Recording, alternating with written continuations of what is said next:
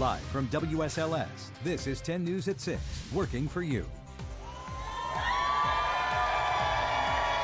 After 402 years of just history that we should not be proud of, this is a step in the right direction.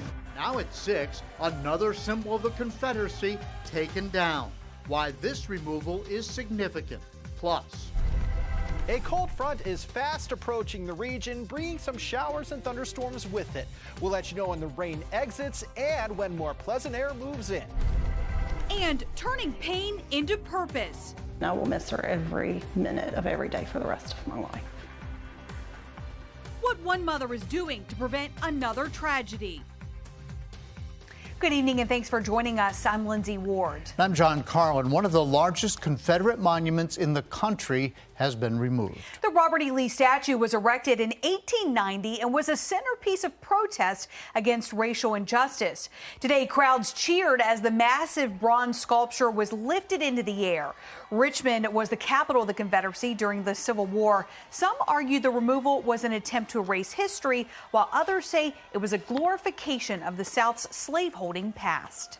This was a long time coming, part of the healing process for Virginia to move forward, to embrace diversity, to be a welcoming state, to be inclusive. Just been waiting for it to come down for a long time, and it's exciting. It's a way to, one, show support, but also to kind of witness history in the making and be able to tell our friends and our families what we experienced and why it's important. The now graffiti-covered pedestal will remain for now. However, the time capsule inside it will be replaced with one meant to reflect the current climate. A man is in custody after leading police on a high-speed chase through Christensburg, ending in West Salem. This was the scene at West Riverside Drive and Mill Lane this afternoon. Police say the suspect pulled a gun at a convenience store in Elliston and then drove away. Officers tried to pull him over, but instead he fired at them multiple times, continuing up Interstate 81. Witnesses tell 10 News it ended when police performed a pit maneuver to crash the suspect into a wall. I didn't know anything about it. I was just delirious. I just didn't know anything was going on. I see all these sirens and lights coming at me. Next thing, cars are slamming into walls. Cops are jumping out, telling people get down on the ground. Yeah, it was an interesting fill-up. The suspect was taken to the hospital for injuries he received in the crash. No one else was hurt. The trial of an ex-Marine accused of killing his mother's boyfriend may get pushed back once again. The first-degree murder case against Michael Brown has been continued. Franklin County native is charged in connection with the 2019 death of Rodney Brown, which sparked a nationwide manhunt. His attorney tells us they'll be back in court this month to discuss his defense. The trial for two parents charged in connection to the shooting death of their 2-year-old son began in Allegheny County today. Benjamin and Carrie Jacobson's toddler was shot at the Morris Hill campground near Lake Moomaw last June. Police say the child accidentally shot himself. The couple had a large group of supporters standing outside of the courthouse for most of the day. The jury trial could last 3 days. Turning now to the forecast, where we are tracking showers and storms out there. And Chief Meteorologist Jeff Hanowich is here to show us what to expect. So, Jeff, there's like a big line of something coming. There is. That's called the cold front, and it's going to move through here tonight. Now, I will tell you that earlier today, we had about 4 or 5 severe thunderstorm warnings issued from the National Weather Service. Now we're in a lull, okay? We're, for the most part, dry right now. However, this is that line that John was referring to, and you'll notice more showers and thunderstorms towards West Virginia. These are heading to the east, and as they are going to be impacting us here a bit more as we head into the evening. So we're not done with the rain yet. We're watching the cold front to the west, and we're watching more showers and thunderstorms developing into the south that are moving to the east northeast. So some of these could clip south side locations here over the next 2 hours or so. Let's show you the bigger picture. And again, once this front is out of here, and we think that will happen at some time tomorrow morning, we're going to have high pressure building in, and our fair weather friend will dominate our weather here as we head into Thursday afternoon, Friday, and Saturday.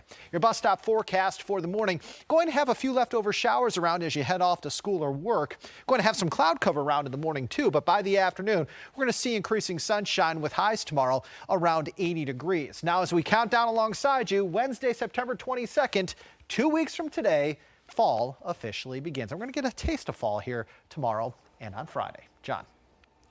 Looking forward to it. Thank you, Jeff. Meanwhile, after losing her little girl, one Christensburg mother wants to save another family from experiencing her grief.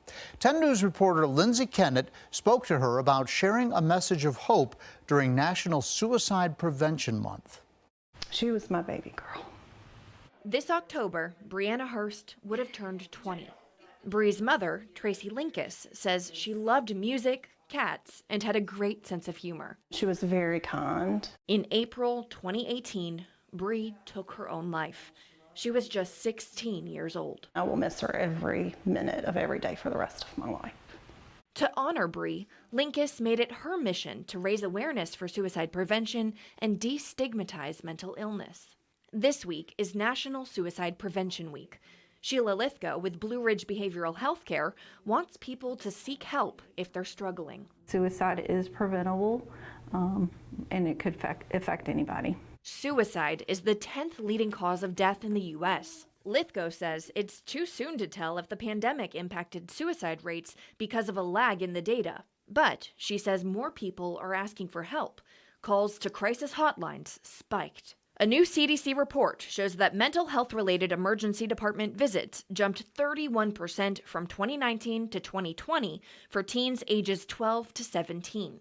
The CDC also found that suicide risk factors increased during the pandemic, like anxiety, depression, and substance use. There's the stigma behind, if we talk about it, that's going to put the idea in someone's head, and that's not true. I mean, if someone's struggling, those thoughts are already there, and talking with them is going to help. Linkus wants anyone going through a hard time to know, no matter how dark it might feel right now, that there is hope. Reach out for help because you would be so very missed. Lindsay Kennett, 10 News, working for you. And if you need help, please call the National Suicide Prevention Lifeline through the number on your screen. New tonight at 6, an inside look at a major development project in Roanoke County, Carillion's new pediatric center at Tanglewood Mall. Take a look at this. Individual practices are starting to move into the nearly 80,000 square foot space ahead of the grand opening on October the 6th. The facility was designed to feature several green initiatives while also serving as a pediatrics hub for families. For a long time, we've had an identity crisis here where people would say, well, who's Carillion Children's? Well, now it's very visible. The other thing that it will offer with the consolidated space is that there'll be a lot more collaboration. The project is also part of the overhaul of Tanglewood Mall, which includes several new restaurants like Chili's, Blaze Pizza, and Panda Express. And another nationally renowned company is coming to Danville. Kegery's Digital Marketing, which is owned by one of the largest billboard companies in the country, will be moving into a former tobacco warehouse. That move will create about 60 jobs. It's huge for Danville, Pittsylvania County region. This is a really cool employer. They have high-tech folks coming in here. The pay is very, very good. And construction is set to begin as early as January. Educators in Lynchburg speaking out as they head back to the classroom, why they're upset about the start of the school year.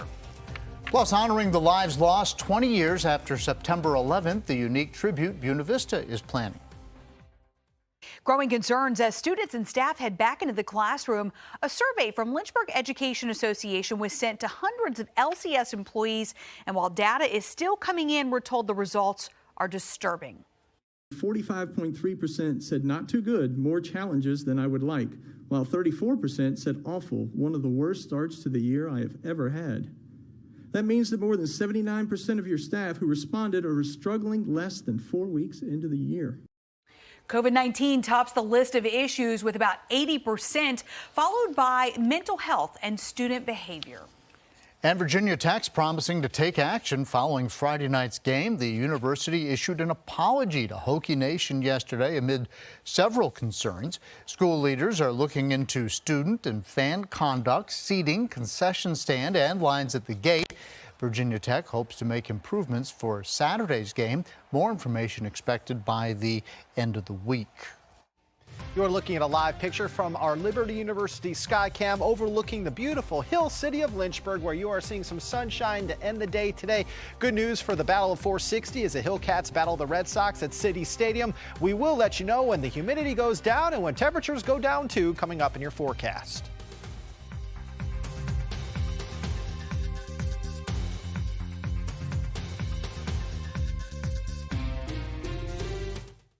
An amazing 9/11 tribute is taking shape in Buena Vista. You're looking at time-lapse of it right here. Artist Mark Klein has created miniature replicas of the Twin Towers, which are now in place in Glenmorey Park. It's all for Saturday's 20th anniversary of the attacks. People in Buena Vista might have done a double take yesterday as replicas of the Twin Towers suddenly took shape. As you can see, we got one of the containers up. Great. It didn't take long. As the 20th anniversary of the terrorist attacks nears, Lexington artist Mark Klein felt it was appropriate to create a local tribute. So he set to work converting 2 shipping containers into lifelike miniature replicas of the actual towers. I saw 2 trucks coming down the hill on Interstate 81. They were side by side. And where they were coming down the hill, and the perspective, the way I saw them when I first noticed, I thought, well, you know what? If they were standing side by side, they would look just like the Twin Towers. And this is how the inspiration first came to me. With the help of a local crane company and about 24 volunteers, the models were set into place on a hillside where they'll stay for about a month. This has taken a life of its own. It started from the little acorn of an idea. I just want to see this thing be successful. A memorial event is planned for 10 a.m. on September 11th with speakers, music, and local dignitaries. I don't think people realize just how fortunate we are to live in this country. And, you know, every time I see that flag, I just kind of stop and just give thanks to how grateful I am just to live here. Pretty impressive, isn't it? The ceremony will include music from the SVU choir, a gun salute, and perspectives from local veterans and first responders. There's a link to more information at WSLS.com. Your local weather authority, always watching and tracking for you from the JES Weather Center. From about 1:30 through about 4 o'clock, for a span of about 2.5 hours earlier this afternoon, we had about 4 or 5 severe thunderstorm warnings issued from the National Weather Service. But now, here at 6:17, it's very quiet on the radar. But we're not done, okay? We've got more rain situated out to the west in West Virginia, far southwest Virginia as well. And this activity is moving to the east, and as it does, it's likely going to play a role in our forecast here as we head into this evening and also into the overnight. So rain may start to fill back in for us here by mid-evening. Notice that at 11 o'clock, we could even have a stronger thunderstorm around. But overall, if you remember earlier today, not all of us got wet. Same thing for tonight. Not all of us will get wet, but some of the rain could fall heavily from time to time. Now, I'll tell you that there still will be a few leftover showers around 7 a.m. on Thursday. By noon on Thursday, rain is gone. Notice also, clouds may still be hanging tough east, but west by lunchtime tomorrow, you're going to start to see more sunshine. And even if by lunchtime tomorrow you're still seeing clouds, by dinner time, you're going to be seeing a little more sunshine. Fair skies are then on tap for us Thursday night. Friday will be a day where we start mostly sunny and we end mostly sunny as well. Want to look into the future here and show you what we're seeing as far as next week's outlook is concerned. And right now we are looking at temperatures climbing above average. It looks like temperatures early next week could be in the lower 90s, so we're hotter than normal. Precipitation chances are going to be a little bit higher just to the west of us, but indications are by mid to late next week that chance for rain will again start to increase once again. All right, I want to take you into this weekend forecast, and we've got a lot going on. Of course, we've got the Sunflower Festival going on at Beaver Dam Farms in Buchanan, and the weather looks very, very nice for it. Looks like all 3 days of the Sunflower Festival, temperatures are going to be in the 80s with mostly sunny skies. Right now, it looks like Sunday is going to be the hottest of those 3 days. Temperatures right now, after a warm day today, it's 85 in Roanoke, 84 in Danville, lower 80s in Wytheville. Also in Blacksburg, you're a little bit cooler in places like Hot Springs, Hillsville, and Galax. Temperatures for the Blue Ridge Rock Fest getting underway tomorrow near Blair's in Pittsylvania County. You're looking at temperatures likely in the upper 70s to near 80 by 4, 5, 6 o'clock. And then when the sun goes down, temperatures will fall from the 70s into the 60s. Overall, looks like it's going to be a very nice start for the Blue Ridge Rock Festival going on in Pittsylvania County. Weather looks to be nice Thursday, looks to be nice all through the weekend. For tonight, a few showers will likely be around for us, maybe even a storm or two. We're looking at overnight lows tonight in the mountains, 50s and low to mid 60s. Outside the mountains, we're looking at lows about 63 to 67. 3-day zone by zone forecast showing highs in the NRV Thursday, Friday, middle 70s, back up in the lower 80s on Saturday. Highlands, you may have a couple of lingering showers early tomorrow. Otherwise, you're going to see increasing sunshine Thursday afternoon, Friday, Saturday dry. South side locations, you're going to be much warmer on Saturday than you will be on Thursday and Friday. Lynchburg, your hottest days will come as we head into late this weekend into early next week. Highs Sunday through Wednesday, 90 to 95. Across the Roanoke Valley, you're looking dry Thursday afternoon through Monday. A few more showers or thunder showers possible by Tuesday and Wednesday of next week. Appy? Thanks a lot, Jeff. The premier cross-country event in Southwest Virginia, pre-state championships, is on deck this weekend. And we'll hear from the Cavaliers as they look to add a Power 5 win to the early season resume. Sports is next. And now, the Freedom First Sports Desk with John Appicello. And it was weird last year. I mean, it was really weird. It was that void that, you know, this time of the year, usually Labor Day, I'm always doing labor, getting ready for this meet. And this year, you know, we were just, I mean, this year we finally got back to doing that. So after last year's funny little void, it's been really cool. Oh, the 17th annual Knights Crossing Invitational set for this weekend. It's grown to one of the largest and most prestigious fields in the Southeast. 80 high school teams, 60 middle school teams will compete on the same course as the 2021 VHSL State Championships for classes 1 through 3.